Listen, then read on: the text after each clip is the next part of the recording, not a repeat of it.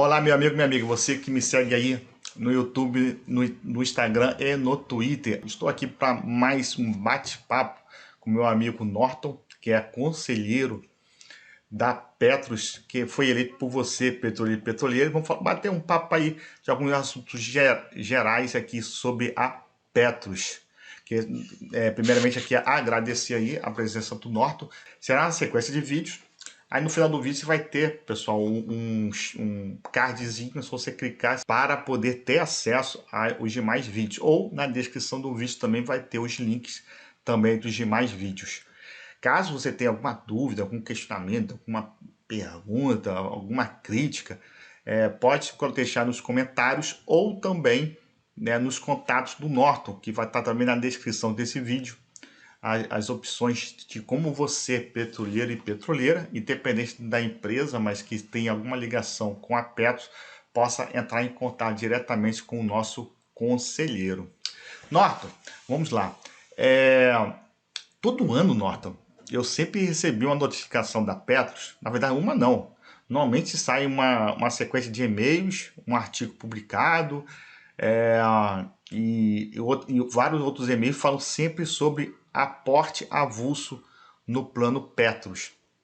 Normalmente vem no final do ano, né, para poder o pessoal separar uma parte ou da participação de lucro, né, quanto tinha, né, ou agora é mais no início do ano, ou então de parte do 13º para poder fazer o aporte. Aí tem todos alguns benefícios, né? Só que esse ano, incrível, até agora, estamos aí chegando no meio, né? Chegamos, né, no meio de novembro, e nenhum e-mail, nenhuma nota, nem nada. Queria saber de você, né, se você está sabendo alguma coisa, qual é a sua opinião em relação a isso também, até para poder a gente tirar algumas dúvidas que alguns colegas do Petróleo chegou a enviar para mim via mensagem direta do Twitter. Seja bem-vindo, Norton, é contigo. Obrigado, Cláudio. É bom sempre falar com você e com todos os seus seguidores, né? Então a gente manda um forte abraço a cada um deles. E realmente isso é algo que eu também, de alguma forma, percebi enquanto participante também do Petros 2. É bom lembrar que esses aportes eles são exclusivos de planos de contribuição definida ou de contribuição variável do período de acumulação de recursos, né? E como a Petros tem vários planos nessa modalidade, tanto de contribuição definida como de contribuição variável, realmente surge essa dúvida. E aí eu vou, porque eu não estou vinculado direto a essa tratativa dentro da fundação, mas eu posso dizer algum sentimento que a gente tem em relação a isso. Primeiro, porque está havendo um processo de alteração, vários planos de contribuição definida, e o próprio Petros 2 especificamente. Talvez essa discussão atropelou toda essa, enfim, essa discussão de fundo e, de alguma forma, a Petros resolveu ser menos agressiva esse ano. Pode ser por esse caminho. Talvez a própria rentabilidade do Petros 2, que ano passado teve uma rentabilidade que não foi muito boa, né? Ao contrário, surgiu um pequeno déficit aí, apesar de, na minha avaliação, ser um déficit perfeitamente superado, mas talvez isso aí contribuiu. É bom lembrar que os aportes eles têm desconto em imposto de renda, eles não têm a coparticipação das patrocinadoras, então a pessoa tem que ver se aquele realmente é o caminho do seu investimento, no sentido de que, como eu disse, se há uma compensação tributária. E aí, relembrando, talvez o caráter vinculado à rentabilidade do ano passado tenha pesado numa ação menos ativa da Petros nesse sentido.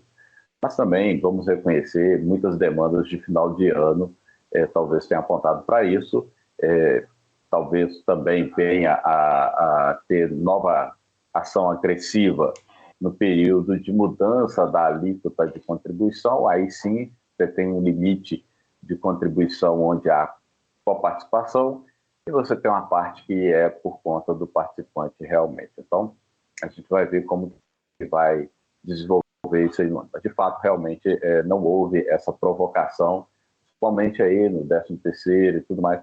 Há de se lembrar também, né, Cláudio, que a economia como um todo não está apontando muito para a situação de folga financeira, né? Isso também há de ser considerado.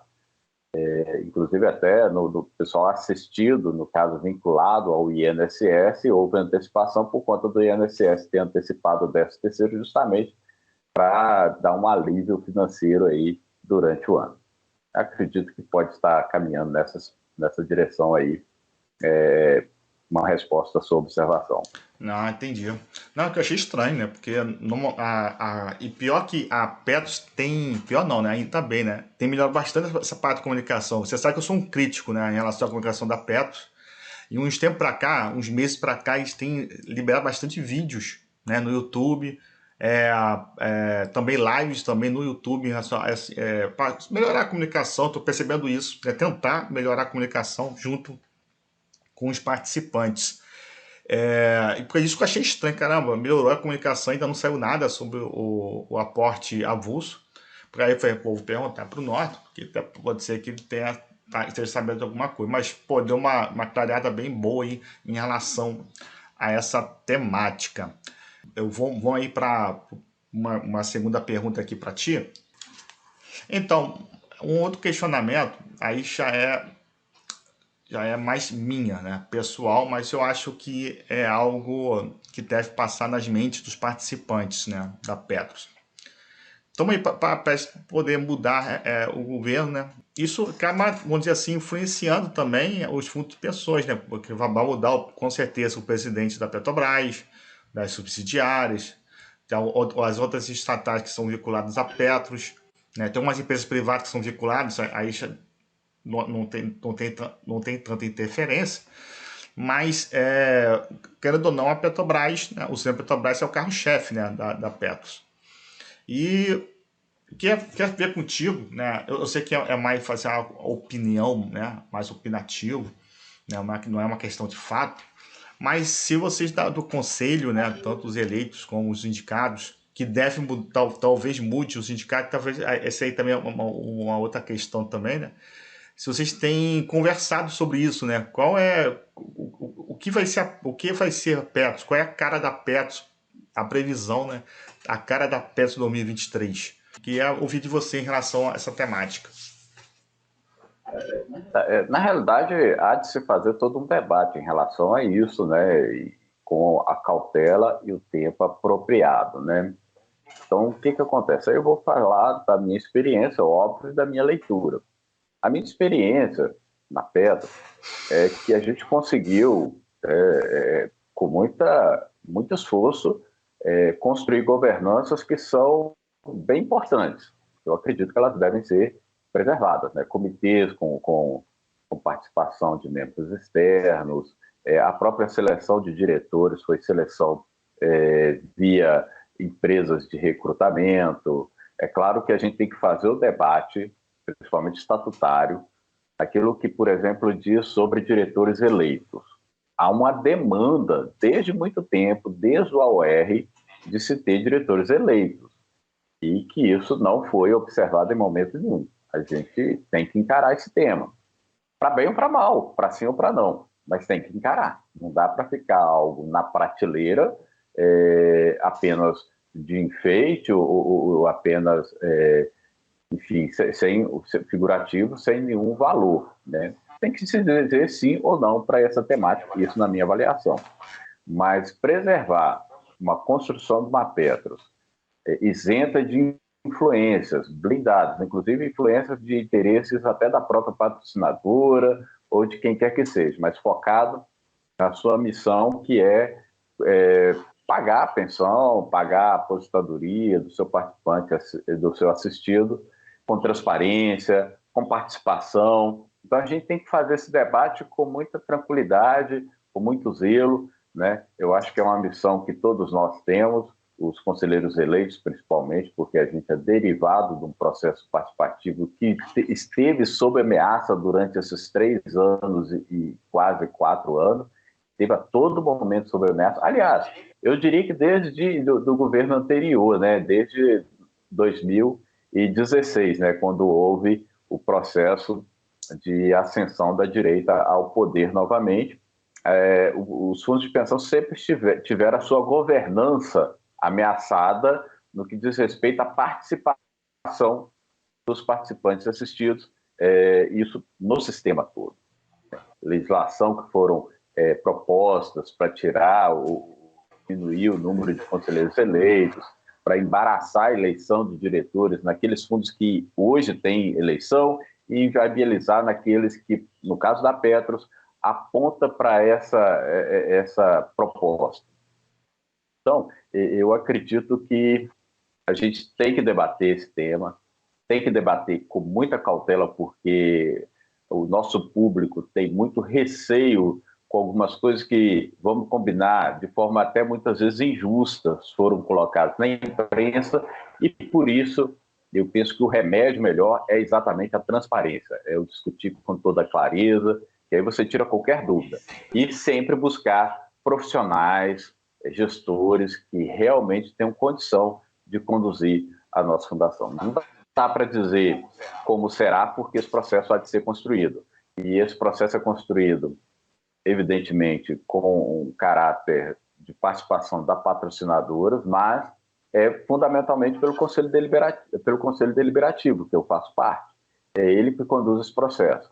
Há de se lembrar que a influência da patrocinadora se apresenta de forma muito intensa na medida em que eles têm o voto de Minerva. Então, se chegar num momento de empate, o voto de Minerva é o voto do representante da patrocinadora. Então, toda mudança acaba tendo uma forte presença daquilo que a patrocinadora entende. Conseguimos, repito, com muita luta, com muito debate interno, meio que deixar a Petros meio que blindada. É óbvio que a gente não blinda tudo, é óbvio que há inserção das patrocinadoras no processo decisório, é óbvio, né? O nível de informação que eles têm é muito maior do que os participantes, às vezes muito maior até que o próprio conselheiro. Mas está construindo debates nesse sentido para que a nossa Petros seja uma Petros cada vez e principalmente mais transparente e participativa. Eu acho assim, pode ser que eu esteja equivocado, você fique tranquilo até para me corrigir. Eu acho que nesses próximos anos, se nós conseguirmos avançar na retirada do voto Minerva ou fazer um ajuste em relação a essa questão do voto Minerva, que seria um avanço enorme em relação a Petros, mas... Sim, é importantíssimo, Cláudio, porque, como eu disse, o voto de Minerva é dos conselheiros indicados. Entretanto, ali eles estão como pessoa física. Então, isso traz um constrangimento muito importante, no sentido de ele ser responsável pelo seu voto. Então, quando um conselheiro eleito, como você disse, representa bem a categoria, ele pode inserir nos processos decisórios, na ata, por exemplo, determinadas estações, determinadas manifestações, o próprio conselheiro indicado já pensa duas vezes, porque ali é ele, pessoa física, CPF, que vai responder por determinadas decisões, principalmente se na ata tiver um alerta de um conselheiro eleito, que temos o direito de fazer, apontando uma inconveniência de qualquer decisão. Então, isso é fundamental. E em relação ao voto de qualidade, há um imperativo legal, né? A legislação manda que seja assim. Então, a gente teria que, de repente, atuar na legislação. É bom lembrar que existem situações de excepcionalidade, que, inclusive, pelo que eu fui informado, estão sendo questionadas, mas eu ainda não tenho essa informação de forma categórica. Por exemplo, a Forluz da CEMIG, ela tem o voto de Minerva, entretanto, no plano de contribuição variável dela, o voto de Minerva não pode ser usado, que seria o PP2, né? E, por exemplo, no plano de contribuição definido, muito mais, né? Porque a leitura é que, no plano de benefício definido, de fato, a patrocinadora tem uma responsabilidade de responder a déficit de forma paritária, que seja, tudo mais. Mas de contribuição variável, ainda que tenha que responder por déficits, né, não está tão vinculada à sua política de recursos humanos, porque são planos que, uma vez a pessoa caminhando para a condição de assistido, ele não está vinculado mais à política de RH da empresa, mas sim por um índice. Então, a possibilidade da empresa ser chamada para eventual ausência patrimonial é menor. Não é que não exista, mas é bem menor. E no caso do contribuição definida, muito mais. Aí é líquido e certo. Uma vez a pessoa entrando na situação de assistido, a patrocinadora já não tem nenhum compromisso com aquele plano mais. Então, não é correto, nessa situação, eles terem tanto poder, já que a sua responsabilidade é bem menor, no caso do contribuição variável, ou praticamente inexistente, como é na condição de contribuição definida, e única e exclusivamente dos assistidos e participantes, no caso. Ah, beleza então. Beleza então. Vamos então para as últimas perguntas aqui, para a gente poder finalizar aqui esse nosso bate-papo. Vamos lá, Norton. Então, o ano está se findando, né? Tivemos algumas mudanças, alguns ajustes durante o ano e alguns planos, né, de previdências na Petros. Então, eu queria só trocar ideia contigo, Norton. Aí eu não sei como é que fica melhor para você. Queria que você pudesse relatar para a gente, do que você lembre, o que aconteceu de importante nesses planos, né? Eu sei que o PP3, se eu não me engano, em fevereiro ou março, chegou a finalizar o processo. Você poderia só contar um pouquinho do que ocorreu e como esse plano está.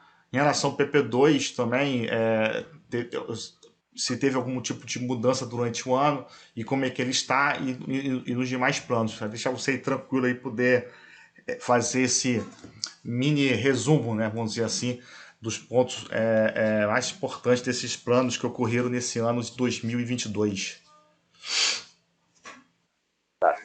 Como vocês temos vários planos vinculados ao sistema Petrobras, né?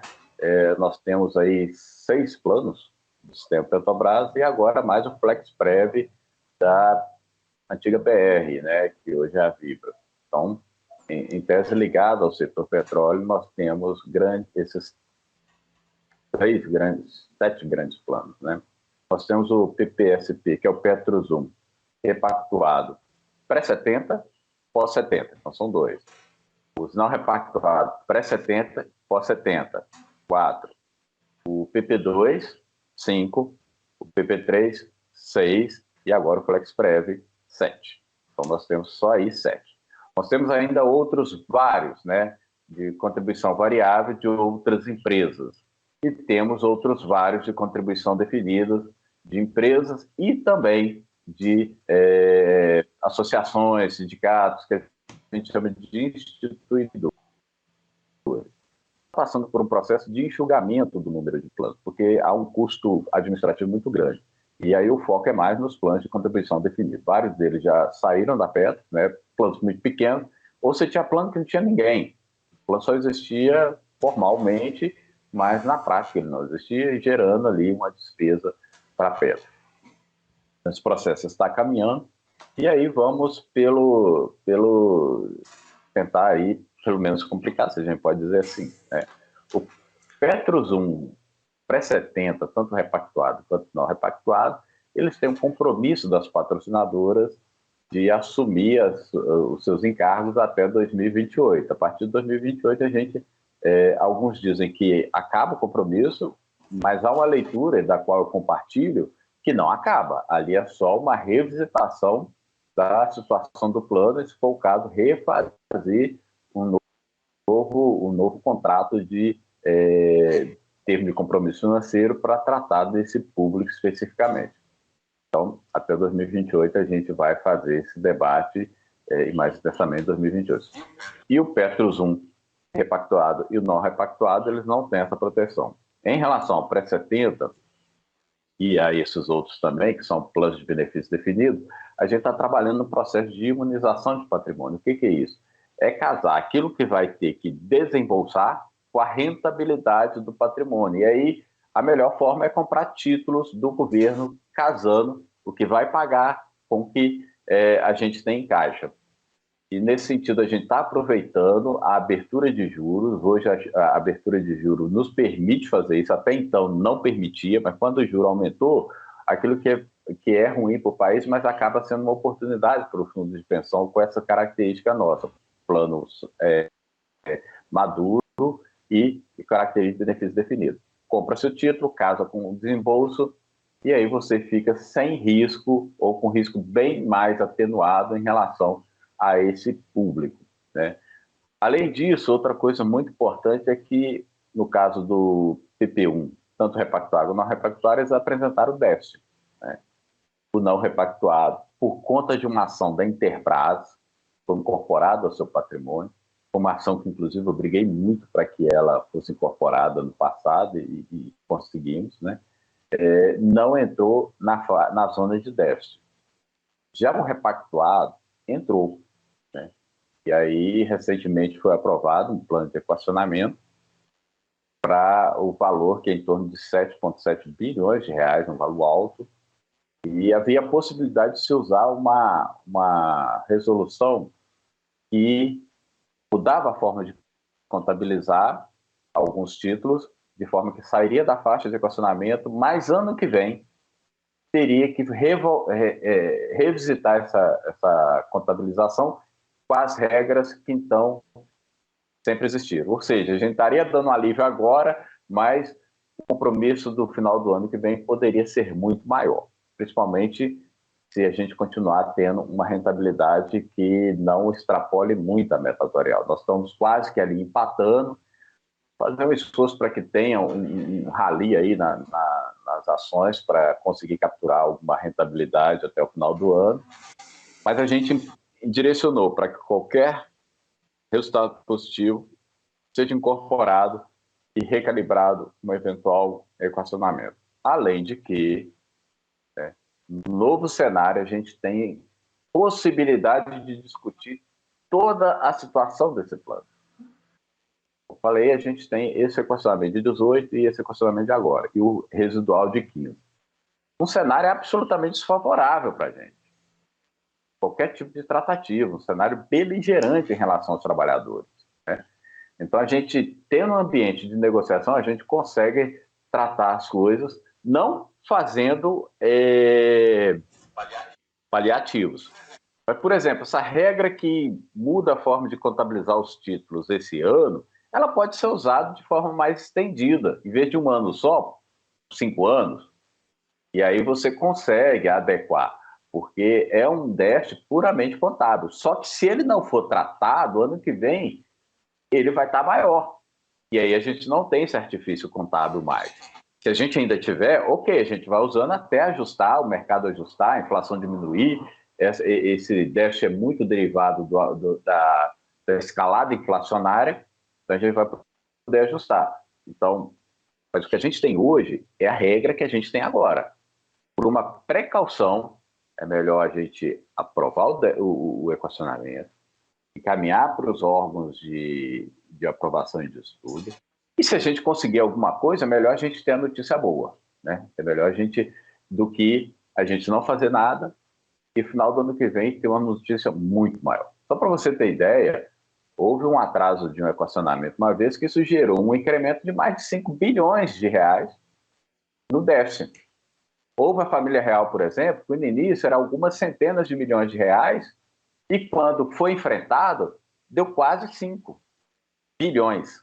Então, assim, previdência, ainda mais que não é só juro composto, é meta atuarial em cima de meta atuarial. A gente tem que tratar o mais ligeiro possível. Se houvesse uma postura, desde sempre na pedra, de se tratar qualquer mais rápido possível, hoje provavelmente o nosso plano estaria em uma situação muito melhor. E a gente tem expectativa também de vários outros aportes da Ação Civil Pública de 2001, inclusive algumas que já foram recepcionadas pelo Ministério Público, que é uma novidade aí que aconteceu nesse ano de 22. Alguns temas foram recepcionados, então a gente já tem mais argumento para tratar esses pontos. Petos 3. Petos 3, ele ainda tem muito... Foi feito todo o processo de migração, nós advogamos contra, que a gente entende que, ainda que saia do equacionamento, mas o equacionamento é praticamente todo ano, né? Mas isso é um debate que foi já exaurido e quem fez a opção, nós defendemos os interesses dessas pessoas tal qual qualquer um outro plano, é nosso dever, né? Mas, assim, ele é um plano que ainda padece dos seus ativos estarem vinculados aos ativos legados do PetroZum. Então, a sua rentabilidade é impactada por isso.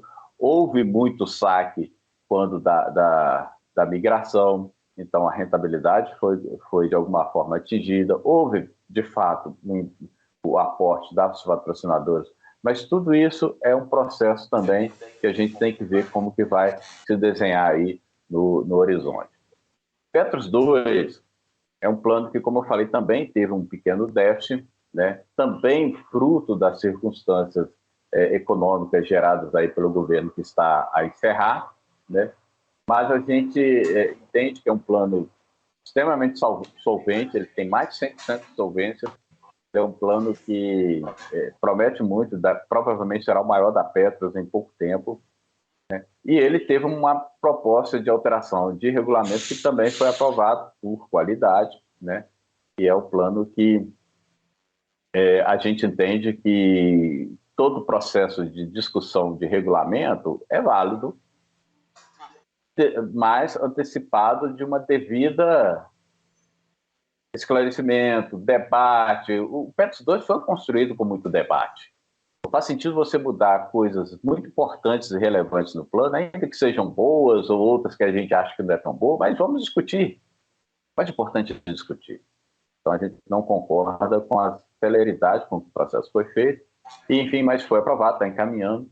A gente tem expectativa de que esse processo também possa, de alguma forma, ser revisitado e, pelo menos, ampliado a sua discussão. Há temas que são interessantes dentro da proposta, há outros que, particularmente, eu não concordo, mas também não me fecho ao debate. Certo? Outra coisa importante é, em relação já aos planos PetroZum, todos eles, né, é a retirada do inciso 8 do artigo 48, que é exatamente onde dizia no regulamento que as patrocinadoras, em linhas gerais, né, são responsáveis por déficits gerados a partir de suas políticas de recursos humanos, né. A Previ, que exigiu a retirada desse item, foi aprovado também por voto de qualidade, mas a gente entende que esse é um tema que está judicializado, não deveria ser discutido nesse momento. A Previ, que não tem, por estar judicializado, não poderia fazer essa exigência, porque é melhor esperar a decisão do judiciário, porque fecha-se uma alteração regulamentar, daí a pouco o judiciário manda revisitar e reverter tudo, refluir tudo, é um processo que gera aí um retrabalho que, na nossa avaliação, é injustificável, até porque há outras questões legais envolvidas. Em tese, é isso. Em tese, rapaz, teve muita mudança então, porque a gente como eu sou PP2, eu acabo visando muito o meu plano, né? Então eu acompanho mais o PP2, mas teve bastante situações bem específicas em cada plano. Essa parte aí que você falou sobre revisitar os planos, no caso, os planos que muitas vezes não tenha, vamos dizer assim, tanta, tanta atividade, vamos dizer assim, dentro da Petros, né? Essa retirada desses planos da Petros, essa aí também eu não estava ciente sobre essas mudanças. E acaba realmente, né, diminuindo o custo administrativo, né? Porque se tá dentro do leque de planos administrado pela Petros, então tem um custo de HH, né, das pessoas para poder olhar, ver, né, eu acho até que influencia até mesmo até no risco, né, da própria Petros, né, no sistema financeiro. Mas enfim, eu achei super interessante. Mas é isso, pessoal. Vamos então finalizando aqui esse vídeo, né? Na verdade é um bate-papo, né, Norton, informal. Faz um tempo que a gente não produz um vídeo aí voltado para nós, né, participantes e dependentes, né, da Petros, né?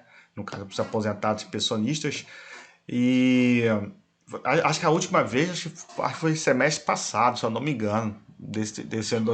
Eu tive um acidente nesse processo, né? Então, teve um acidente, sofreu um acidente, aí teve o processo eleitoral também, né, da nossa agora, né, do nosso país, né, aí o negócio foi passando, a gente não conseguiu fechar uma agenda para poder falar sobre essa temática. Mas acho que ficou bem interessante, acho que você abrangeu bastante os pontos que foram levantados por mim aqui, por outros colegas que mandaram via mensagem direta pelo Twitter.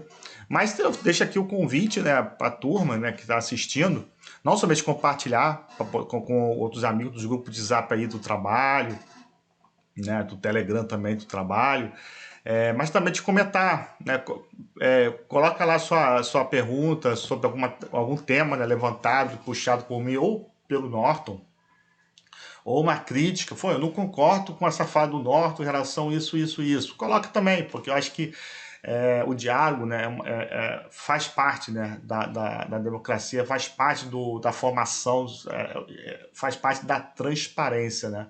Então, você participando, né, assistindo o vídeo até o final, dando like, né, curtindo, comentando, questionando, isso também ajuda também a produzir também conhecimento, produzir também esclarecimento. E as perguntas, se você que já nos acompanha já há um tempo, sabe que as perguntas que vocês colocam nos comentários, nas mensagens diretas, nas minhas redes sociais, ou até mesmo também nas redes do Norton, né, acaba gerando novos vídeos, novos conteúdos, porque a tua dúvida com certeza não é somente a tua dúvida, tem outros colegas também, outras colegas também com certeza têm o mesmo questionamento, a mesma pergunta, a mesma dúvida.